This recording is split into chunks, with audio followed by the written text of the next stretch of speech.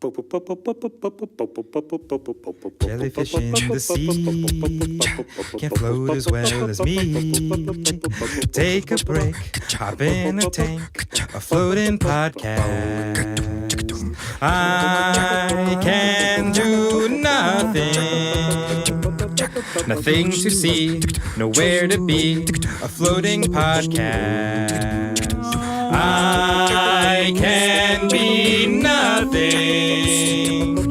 The feeling lasts, it's unsurpassed. A floating podcast. A floating podcast.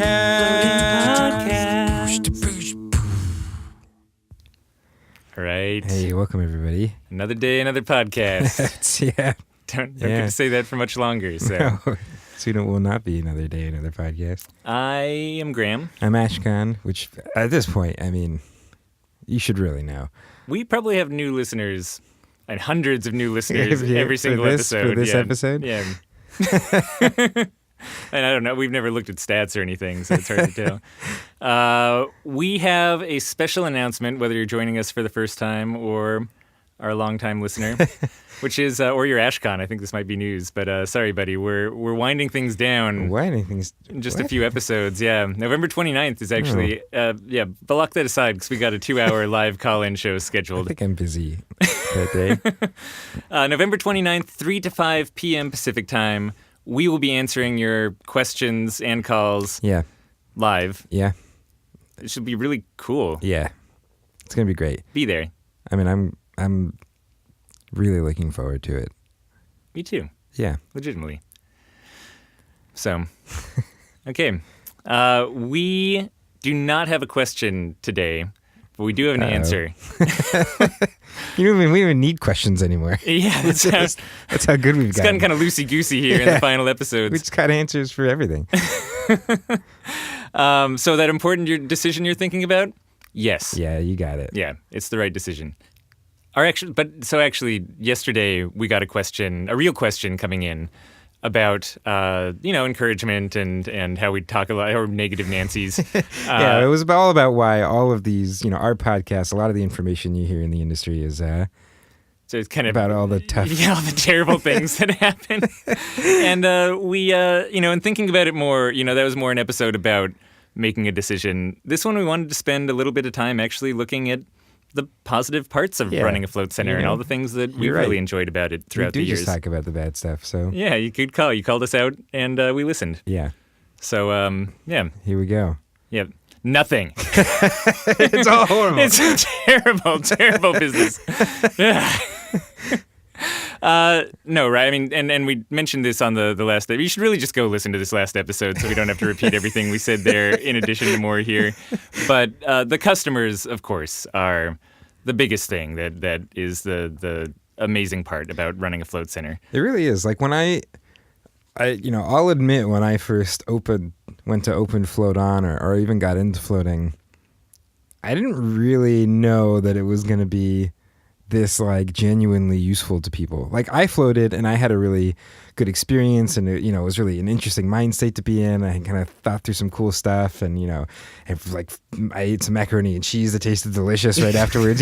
So I was like totally on board and I really liked the idea of floating because it was so weird and interesting and I loved like presenting kind of strange things to people. So like it was super appealing to me. It satisfied our bizarre quotient for a line of work. And like all the way up until literally like opening our doors and getting our first customers, those were my expectations. I was like, yeah, man, people are going to have these like funky experiences and it's going to like, make their day a little bit weirder. And then we opened and people started coming out and were like, they were like hugging us and some people were coming out in tears and, there's stuff that I was like, tears too. Whoa, like this is for some people, if you have chronic pain or serious anxiety or, if you're in a place where all of a sudden the floating is helping you with something that you've been dealing with for a long time, which was, not what I had experienced. Like I didn't go into this with, a serious anxiety disorder or a car injury or something like that. Yeah.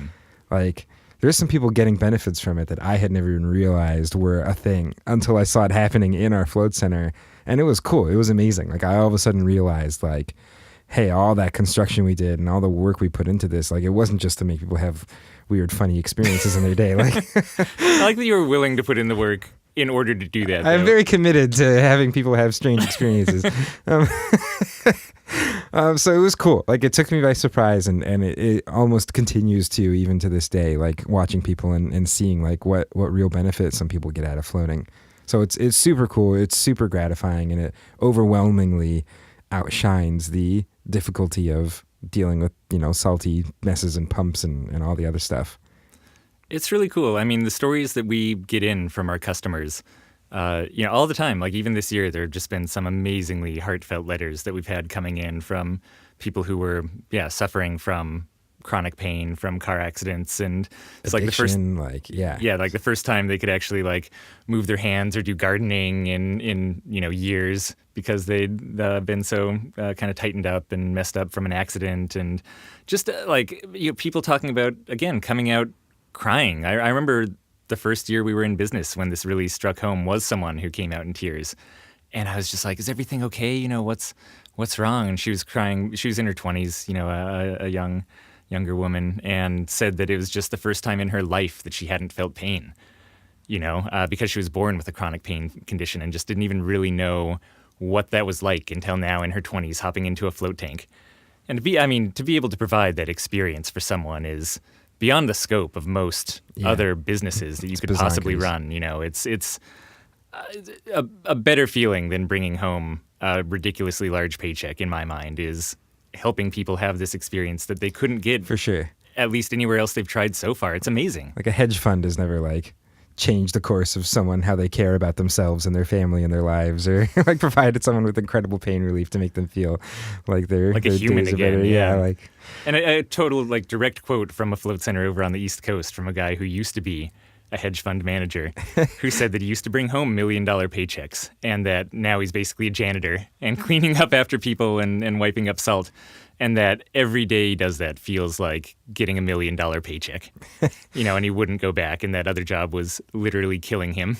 Yeah. I mean, so there's every float center has incredible stories. I mean, I can think of one person who called me and said that they had basically like cold turkey quit their heroin addiction using the float tanks at our place. I remember that. Those are also early on. That's like first year. It was a couple years. The guy was floating like every other day, and finally called me and told me what was going on. Another person emailed us and said that they like really credited the float for basically saving their life. Like, they were feeling really suicidal and stuff like that. I mean, these are obviously like one-off cases, and there's all the stuff we always say about more research and stuff like that. But these are like powerful individual stories that people are telling us. So it's cool. Like, that part's definitely super cool. Yeah, I mean, it gives me shivers even just kind of talking about it. And a lot of those people you're never going to hear their stories, right? The fact that we do hear some of these, we can just infer how many more people, especially ones from anxiety and more in that vein, are not talking to us and don't want to engage afterwards, but are still getting an immense amount of relief, So, yeah, I mean, if for no other reason, that alone makes it amazing. Yeah. I would say also on top of that, free floats is really nice, right? Like, the ability to actually just go float for free. Yeah. Is really cool. Yeah, it is. It is super awesome to just have that available to us. And it's nice to have a business where, the cost of something like that is pretty low. Right? Yeah. Like, the fact that we can have free floats and give our friends free floats and give my family free floats when they come in, and have our employees give their friends free floats. And if we ran a car dealership, we wouldn't be able to yeah, man, I'll get you a free car. Don't worry about it. No problem. Yeah. Yeah. No, that is really nice. The sharing aspect is really cool too. I will say, after the first year in business, you can no longer just give free floats to all of your friends every single birthday. You're like, okay, great. Yeah, I get it. You run a float center. Yeah. But for the first year, it's great. Like, you don't have to do any shopping. So that's nice too. That was a really good bonus. I will say, as much as the floating is seriously impactful in some people's lives, I do also still appreciate the fact that it is kind of just that funky experience for some people. I'm not going to downplay how much I enjoyed that. It's great that some people come in and they just have a weirder day because they hopped into a float tank. I would have just been happy leading a life doing that. So So it's cool. Like that should be appreciated. Yeah, you get to become the float guy Yeah. in your area. Yeah, that's There's super something fun. cool about going out to the movies or just even going shopping and being recognized as, oh, you're the float tank guy. Like, hey, I was thinking about coming in there recently. Yeah, you get to lead just like an inherently interesting life as a result of it. Yeah. Like anytime you're working with anyone on any project or you're calling a company to ask about something, like you probably get to be the most interesting conversation they had that day. It diverts pretty much everything. You're calling just ordered tile or something from the tile shop for construction, and they're like, yeah, what business is this? Float on. Okay, what do you guys do? Well, sensory deprivation tanks. Wait, hold on for a second. Can you tell me a little more about that? And all of a sudden, the next 15 minutes, the order is forgotten. You're just explaining float tanks to this person who's going to become a member later on. Yeah, it's really so I guess if you like talking about float tanks, like I got some great news for you because almost every conversation is eventually going to turn to float tanks, and it tends to just stick around there for a while. So yeah, be prepared to be the center of a lot of attention in conversations when you go out, just because one of the first things people ask when they meet you is, oh, what do you do? And now your answer is so much more interesting.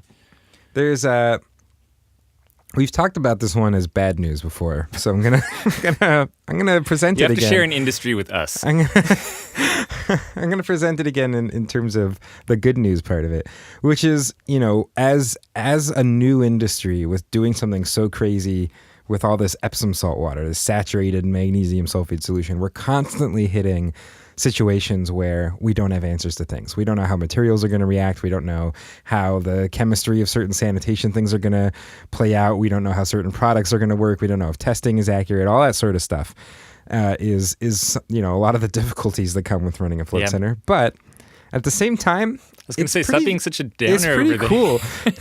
Like, that's kind of one of the things I love about it. Like, the fact that we are entering this field with just so much unknown information, and that we get to be the ones to push up against that and figure stuff out and like blaze the path forward is super exciting. And every float center gets to do that. Like everybody in the float industry, like at some point, like runs into this kind of barrier where that's it. Like that's as far as information goes. And so you're pioneers. Yeah, we're all pioneers. We're in an early stage of this industry where we all get to be these like explorers.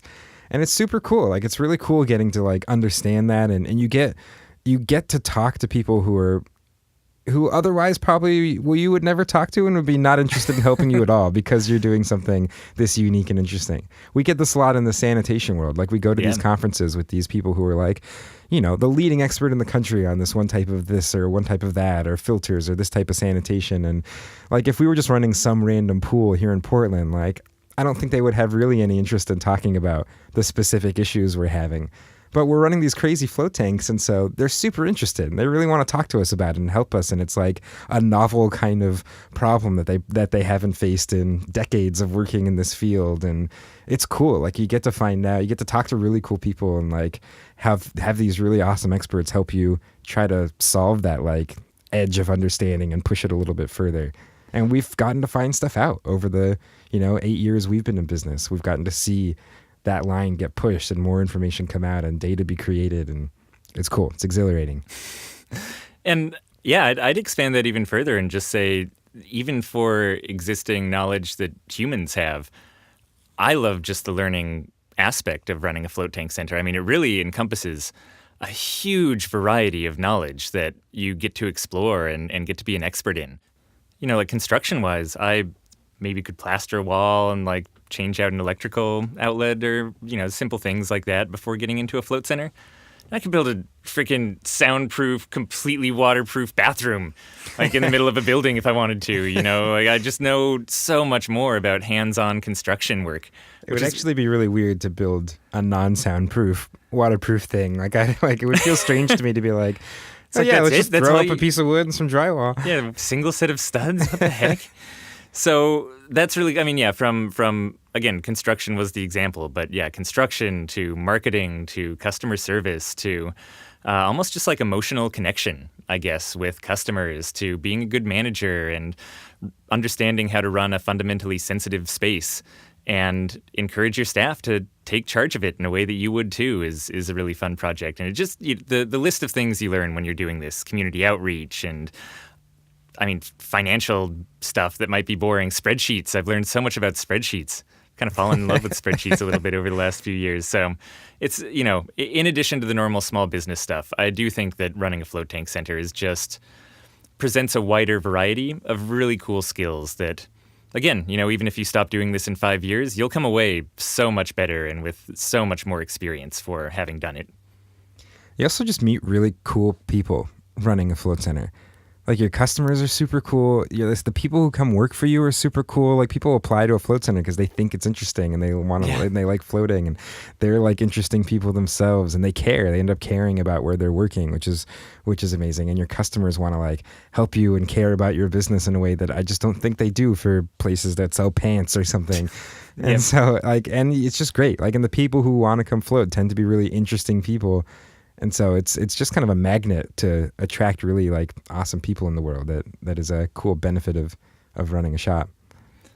And, not everyone finds it easy to do, but it's totally possible to build a float tank center that doesn't need you to run it and is still successful and profitable. And it's really cool that you can have a business that has so much impact on people's lives and is so enjoyable, and eventually get it to a spot where it is pretty self-sustaining. I mean, if you're a small business owner, you know that any business is going to require a certain amount of your time, but you can get it to the point where the demands on your time aren't bad at all, even if it starts out really heavy in terms of commitment. So it's just really nice that these can be very successful businesses in themselves as well. Yeah. Despite the fact that we talk about all the scary things that can happen, I guess. Yeah, you got... I mean, I could keep going on. Yeah, me I have too. one more for sure. Yeah, what is it? It's all of you guys out there. Oh, yeah. Like, this is the community, just, the industry. Yeah, they're just a big fucking awesome group of people in the float industry. Yeah. Like, it's just so great. Everyone says so, too. Everyone knows this that. Like, just you come from other industries, and people are constantly just talking about how amazing the people in this industry are. And everyone is super cool to each other, and there's just a great vibe when we all get together, and there's, everything, all that you've experienced is not to be downplayed. Like, it's super cool to be doing this with a group of awesome people. Yeah. Yeah, I think that's a great one to wind down on. And I totally agree. The industry is actually one of the parts that makes it so satisfying to be part of that whole float community and to be a float center owner. So, yeah, thanks, guys. Yeah. And yeah, that's it. That's it. Yeah. Yeah. If you have questions, whatever. Yeah. Yeah. I don't know. You have to deal with it somehow. I would say just write it on a bathroom stall. With a See what phone number. happens. Someone will probably call. Yeah. And definitely tune in November 29th, 3 to 5 p.m. Pacific time. Last episode, live calls, live Ashkahn and Graham, stupid answers. See you there. Yeah. Bye. Bye, everyone. Bye.